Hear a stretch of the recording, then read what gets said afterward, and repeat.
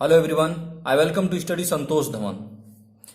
हम न्यूटन की गति का द्वितीय नियम पढ़ने की कोशिश करेंगे। Newton second law of motion, Newton second law of motion जानने की कोशिश करेंगे। इससे पहले हम न्यूटन की गति का प्रथम नियम पूरे डिटेल में हम और सिंपल लैंग्वेज में समझने की कोशिश किए हैं, और इससे पहले हम वीडियो दे चुके हैं दोस्तों। आप नहीं देखे हैं तो उसे बिल्कुल देख लें।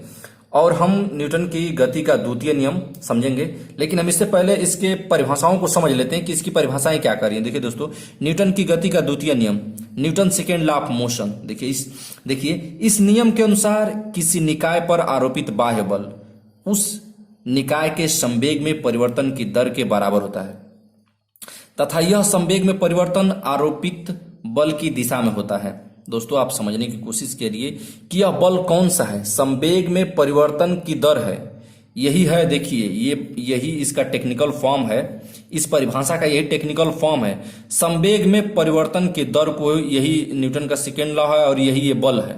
न्यूटन के सेकेंड लॉ का यही ये बल है, यही बल है। संवेग में परिवर्तन का दर है, यही संवेग में, ये संवेग है, इसका परिवर्तन है, इसका दर है, समय दर को कही कहते हैं।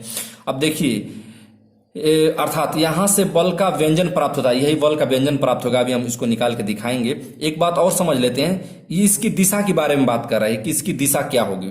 आप किसी भी बल की दिशा और किसी भी कण की दिशा को समझने की कोशिश करिए, आपको इससे हर चीज समझने में बहुत सफलता मिलेगी।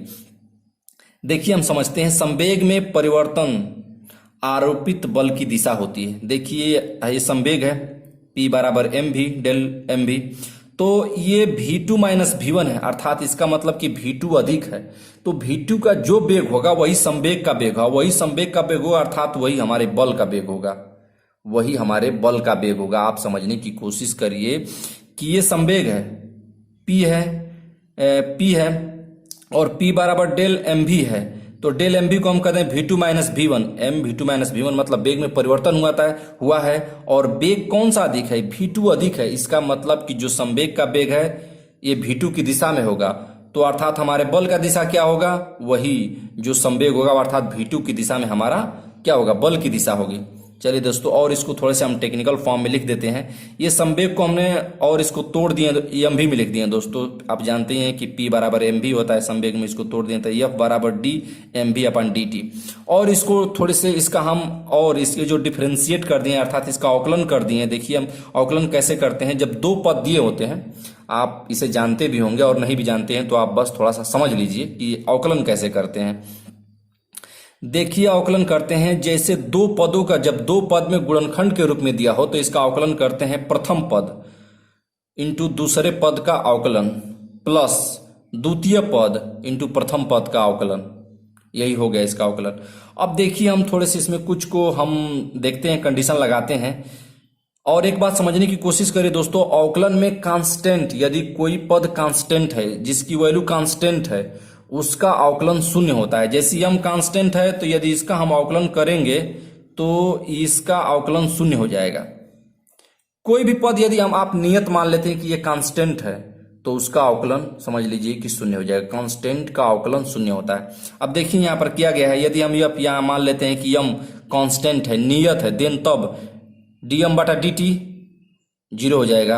आपको हम बताएं पहले ही से। तो ये dm बटा dt कहाँ, यहाँ dm बटा dt शून्य कर देंगे तो इतना बचेगा, ये यहाँ उठा के हम रख दिए हैं। और ये dv बटा dt यानी ये वेग में परिवर्तन है, वेग के परिवर्तन को त्वरण कहते हैं। यह बराबर यम में, ये आपका बल का परिभाषा आ गया, यहीं से बल का व्यंजन निकल गया, यहीं से दोस्तों बल का व्यंजन निकल गया। और इसकी आप इसका यूनिट भी जान सकते हैं, ये केजी हो जाएगा और ये मीटर प्रति सेकेंड स्क्वायर हो जाएगा। इसे न्यूटन कहते हैं और इसे न्यूटन भी कहा जाता है, इसे न्यूटन भी कहा जाता है। न्यूटन के नाम पर इसे न्यूटन का यूनिट भी दे दिया गया कि लोग न्यूटन को भूले ना। चलिए दोस्तों हम अगले पे देखते हैं। देखिए यफ, यदि इसकी वेलोसिटी नियत है, इसकी वेलोसिटी नियत है, तब देन अब वेलोसिटी के रिस्पेक्ट में यदि हम अवकलन करते हैं तो इसका अवकलन शून्य हो जाएगा, इसका अवकलन शून्य हो गया। अब देखिए इसमें हम रखेंगे, जब वेलोसिटी के औकित में यहां रखेंगे तो ये शून्य हो जाएगी पूरी बॉडी।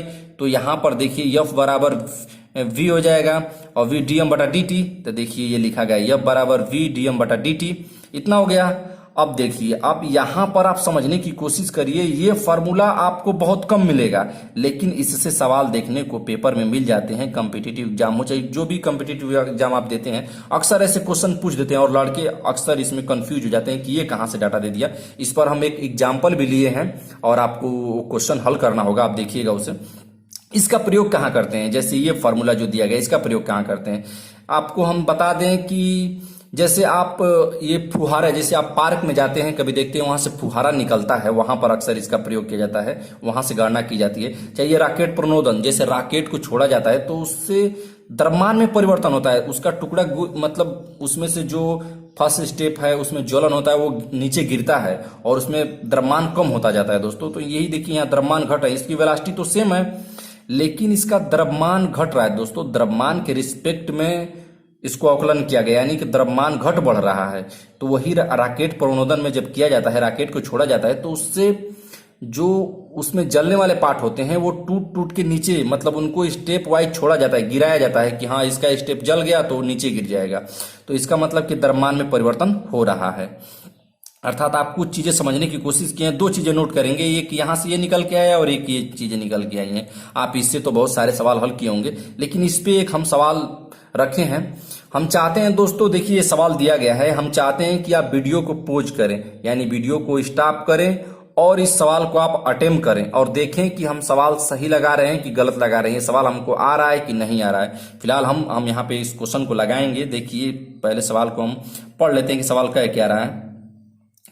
5 kg द्रव्यमान वाला ब्लॉक घर्षण रहित तल पर रखा गया है, घर्षण रहित तल पे रखा गया है। अब देखिए एक हम यहाँ ब्लॉक बना देते हैं, ये ब्लॉक मान लीजिए कि ये ब्लॉक है, घर्षण रहित तल पे रखा गया है। अब देखिए क्या करें, पानी की एक धारा 4 मीटर प्रति सेकेंड के साथ ब्लॉक से टकराती है। मान लीजिए कि ये एक पानी का फुहारा है, इससे 4